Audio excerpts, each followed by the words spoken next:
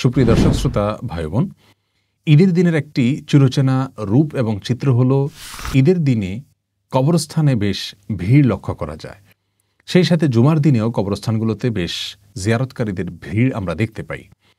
ঈদের দিন ঈদের নামাজ আদায় করার পর, জুমার দিন জুমার নামাজ আদায় করার পর কবরস্থানে যাওয়া, প্রিয়জনদের কবর জিয়ারত করার বিশেষ কোনো ফজিলত বা নির্দেশ ইসলামের শরীয়তে রয়েছে কিনা, এই প্রশ্ন অনেকেরই। মূলত রাসূল করিম সাল্লাল্লাহু আলাইহি সাল্লাম কবর জিয়ারত করার জন্য আমাদেরকে সাধারণ অবস্থায় উৎসাহ দিয়েছেন। তিনি বলেছেন, জুরুল কবুর ফাইন্নাহা তুযাক্কিরুকুমুল আখিরা, অর্থাৎ তোমরা কবর জিয়ারত করো। কবর জিয়ারত করলে তোমাদের আখিরাতের কথা স্মরণ হবে, মৃত্যুর কথা স্মরণ হবে, আত্মোপলব্ধি আমাদের ভিতরে জাগ্রত হবে।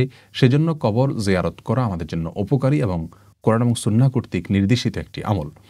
কিন্তু জুমার দিন জুমার নামাজের পরে এবং ঈদের দিন ঈদের সালাতের পরে কবর জিয়ারত করতে হবে, এরকম কোনো বিশেষ নির্দেশ কোরআন হাদিসের কোথাও আমাদেরকে দেওয়া হয়নি। অর্থাৎ ঈদের দিনের বিশেষ করণীয় কাজগুলোর ভিতরে রুটিন আমলগুলোর মধ্য থেকে কবর জিয়ারত করাও একটি আমল, এরকম কোনো কথা কোরআন হাদিস থেকে পাওয়া যায় না। সেই সাথে জুমার দিনের জন্য একই কথা প্রযোজ্য। তবে কোনো ব্যক্তি যদি মনে করেন যে আমি জুমার দিনে অবসর রয়েছি, ছুটি আমার রয়েছে, জুমার নামাজের পরে সময়টা আমার জন্য নিরিবিলি সময়, আমি এই টাইমে আমার প্রিয়জনদের কবর জিয়ারত করতে যাব, তো তিনি যেতে পারেন।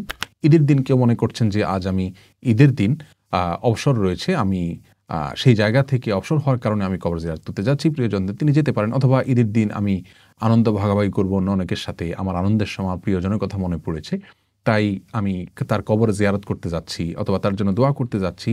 সেটা কবরস্থানে যেও হতে পারে, না যেও হতে পারে। সেই জায়গা থেকে, অর্থাৎ প্রিয়জনদের কথা স্মরণ হলো, সেখান থেকে কবরস্থানে গিয়ে কেউ জিয়ারত করলো, সেটা নিষিদ্ধ হবে না। কিন্তু এটাকে সিস্টেম বানিয়ে ফেলা অথবা ঈদের দিনে সুন্নাহ মনে করা অথবা জুমার দিনে সুন্নাহ মনে করা, ঈদ এবং জুমার দিনের করণীয় মনে করা, সেটা কিন্তু একটি ভুল ধারণা। কারণ ঈদ এবং জুমার দিনের করণীয় কাজগুলোর বা সুন্নাহ কাজগুলোর তালিকার মধ্যে কবর জিয়ারত করার মতো কোনো কাজের কথা বলা হয়নি। বিধায় আমরা মনে চাইলে কেউ করব, কিন্তু এটাকে না সিস্টেম বানিয়ে ফেলা উচিত, আর না এটাকে সুন্নাহ বা এই দিনের বিশেষ আমল মনে করা উচিত।